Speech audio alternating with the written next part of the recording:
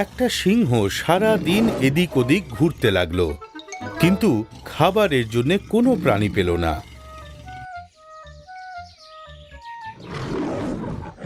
সকাল থেকে বিকেল হয়ে গেল। তখনই ও একটা গুহা দেখতে পেল।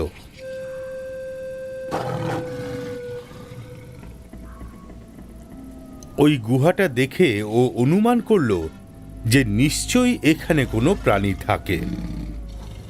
এই ভেবে সিংহটা গুহার বাইরে বসে ওই প্রাণীটার অপেক্ষা করতে লাগলো।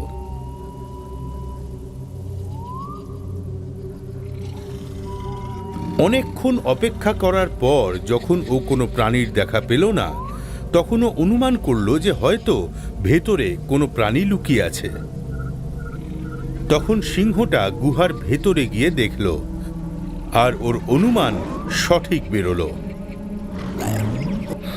গুহার ভেতরের গন্ধ শুঁকেও বুঝে গেল যে এখানে অবশ্যই কোনো প্রাণী আছে। ও গুহার ভেতরে বসে খাবারের জন্য অপেক্ষা করতে লাগলো। ও ভাবল যে রাতে কোনো না কোনো প্রাণী অবশ্যই আসবে। আজ ওই প্রাণীটাকেই মেরে নিজের খিদে মেটাবে। ওই গুহাটা ছিল একটা খ্যাঁক শিয়ালের। ও রাতের বেলা ওই গুহাটায় এলো। ও গুহায় ঢুকতে ঢুকতেই সিংহের পায়ের ছাপ দেখতে পেল। কিন্তু সিংহের ঢোকার পায়ের ছাপ তো ওখানে ছিল, কিন্তু বেরোনোর তো ছিল না। তখন ওর বুঝতে অসুবিধে হলো না যে ভেতরে কোনো সিংহ লুকিয়ে আছে। যদি ও গুহার ভেতরে ঢোকে তাহলে সিংহ ওকে মেরে খেয়ে ফেলবে। এইটা ভেবে ও সাংঘাতিক ভয় পেয়ে গেল। ওর মাথাতেই আসছিল না যে ও কি করবে। তখনই ওর মাথায় একটা বুদ্ধি এলো, আর ও গুহার দরজা থেকে চিৎকার করতে শুরু করলো, গুফা, ও গুফা, আমি এসে গেছি। গুহার ভেতর থেকে সিংহ খ্যাঁক শিয়ালের গলার আওয়াজ পেয়ে খুশি হয়ে গেল আর গ্যাঁট হয়ে ওখানে বসে রইল। ও ভাবতে লাগলো, এবার তো শিকার পেয়ে গেছি। খ্যাঁক শিয়াল আবার চেঁচিয়ে বলল, গুফা, ও গুফা, আজকে তুমি এত চুপচাপ কেন?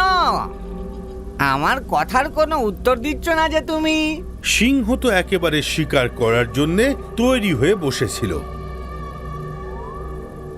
ও আমার গুফা, আজকে তোমার হয়েছে কি বলো তো?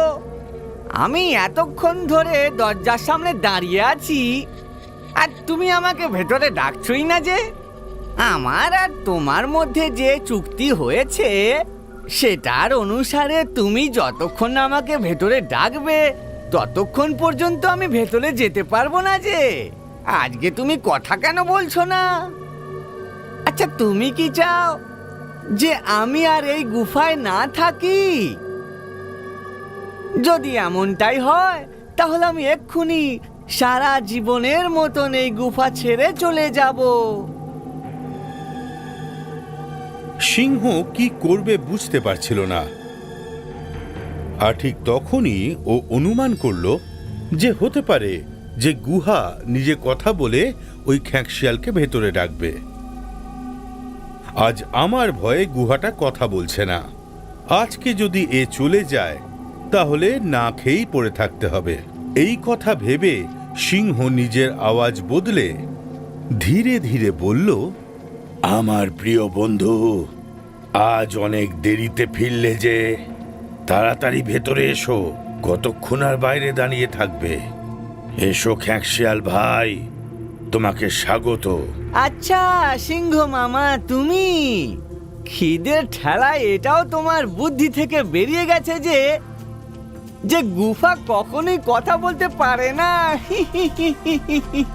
এই কথা বলে খ্যাঁক শিয়াল তো দৌড়ে ওখান থেকে পালিয়ে গেল। সিংহ ওকে ধরার জন্য গুহার বাইরে এলো, কিন্তু ততক্ষণে খ্যাঁক শিয়াল অনেক দূর চলে গেছিল। আর দৌড়তে দৌড়তে ও ভাবল, এটা ভালোই হলো ওই গুহার কথা বলার ব্যাপারটা ওর যে মাথায় এসেছিল, না হলে আজকে তো সিংহ ওকে মেরে খেয়ে ফেলত। শিক্ষা: চালাকির দ্বারা অনেক কিছু করা সম্ভব। আমাদের ইউটিউব চ্যানেলকে এক্ষুনি সাবস্ক্রাইব করুন। নতুন ভিডিও দেখার জন্য বেল আইকনটি নিশ্চয়ই টিপুন। আপনি আমাদের ভিডিওতে নিজের কমেন্ট অবশ্যই দেবেন। ভিডিওটিকে লাইক করে নিজেদের বন্ধুদেরকে অবশ্যই শেয়ার করুন।